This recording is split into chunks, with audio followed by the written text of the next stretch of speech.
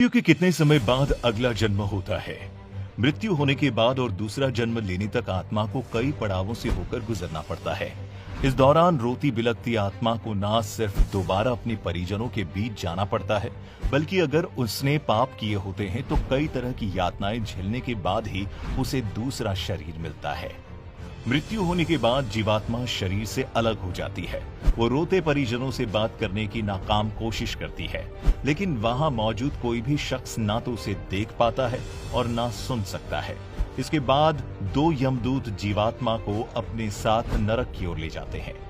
गरुड़ पुराण के मुताबिक यमलोक का रास्ता 86,000 योजन का है और ये रास्ता तय करने के बीच जब आत्मा को थकान होती है तो उसे रुकने की अनुमति नहीं होती, बल्कि उसे यमदूत घसीटते हुए यमलोक तक ले जाते हैं। अगर मृत व्यक्ति के परिजन पिंडदान नहीं करते तो वही आत्मा जंगलों में भटकती रहती है। कभी भी उस आत्मा को शांति नहीं मिलती। दरअसल मृत्यु के बाद जो पिंड दिए जाते हैं, यमलोक के रास्ते में सिर्फ जीवात्मा को उसी पिंड का हिस्सा मिलता है और इन्हीं पिंड से आत्मा को ऊर्जा मिलती है। अगर वो पापी आत्मा हो तो उसे यमदूत वो भी नहीं खाने देते। भूख प्यास से तड़पती हुई वो जीवात्मा किसी तरह रोते चिल्लाते यमदूत के हाथों मार खाती हुई यमलोक तक पहुंचती है, जहां उसके पाप और पुण्य का हिसाब किया जाता है। आत्मा ने अपने जीवन में जिस हिसाब के कर्म किए होते हैं, उसे उसी हिसाब से सजा मिलती है। अगर उसने अच्छे कर्म किए होते हैं तो उसे स्वर्ग मिल जाता है, जबकि बुरे कर्म वालों को नरक की यातनाएं झेलनी पड़ती है।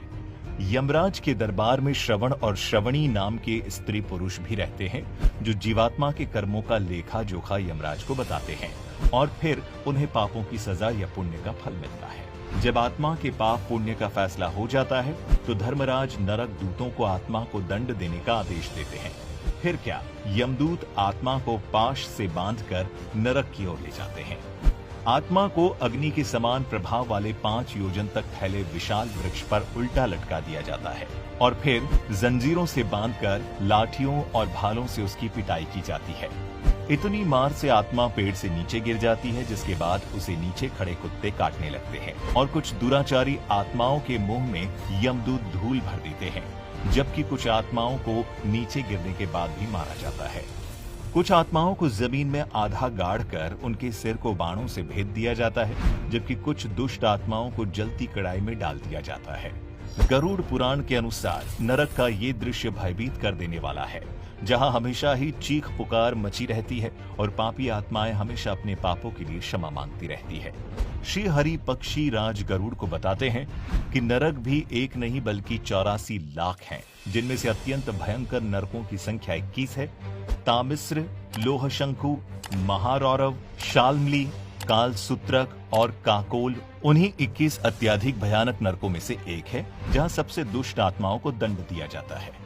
इन 21 नरकों में मूर्ख पापी अधर्मियों को तरह तरह की यातनाएं दी जाती हैं और सिर्फ अधर्म से परिवार का भरण पोषण करने वाला व्यक्ति ही अंधता मिस्र नाम की नरक में जाता है, जिसके बाद उसे दोबारा मृत्यु लोक में जन्म मिलता है। इसके अलावा गरुड़ पुराण में इस बात का भी उल्लेख मिलता है, नरक में सभी तरह की यातनाएं भोगने के बाद तुरंत जीवात्मा को दूसरा शरीर मिल जाता है।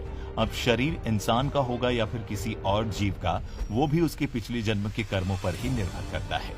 जैसे सोने की चोरी करने वाला अगले जन्म में कीट और पतंग की योनि में जन्म लेता है, जबकि गाय को सताने वाला अगले जन्म में कुबड़ हो जाता है।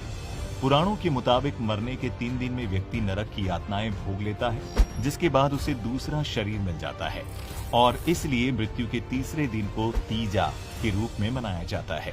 कुछ आत्माएं 10 और कुछ 13 दिन में दूसरा शरीर धारण कर लेती हैं, इसीलिए 10वां और 13वां मनाते हैं। वहीं कुछ सवा महीने में यानी कि लगभग 37 से 40 दिनों में दूसरा शरीर हासिल कर पाती है।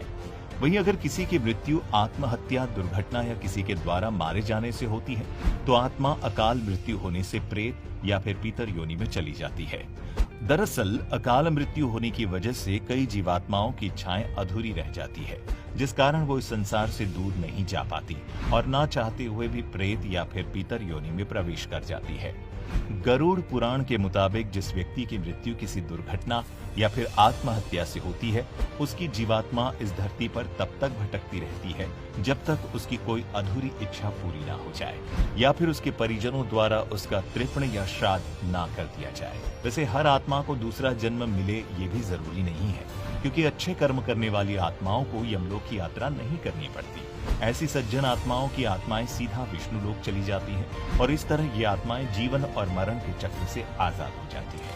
अगर आप भी इस चक्र से आजाद होना चाहते हैं तो राम नाम जपें, लोगों के साथ अच्छा करें और जितना हो सके दान करें। कहा जाता है कि दूसरों की मदद करने और जरूरतमंदों को दान देने से भगवान जल्दी प्रसन्न होते हैं। ऐसा करके हो सकता है आपको भी काल चक्र से हमेशा हमेशा के लिए मुक्ति मिल जाए। अब यहाँ तक वीडियो देख ली है तो फिर वीडियो को लाइक और शेयर करना बिल्कुल भी मत भूलना। धन्यवाद।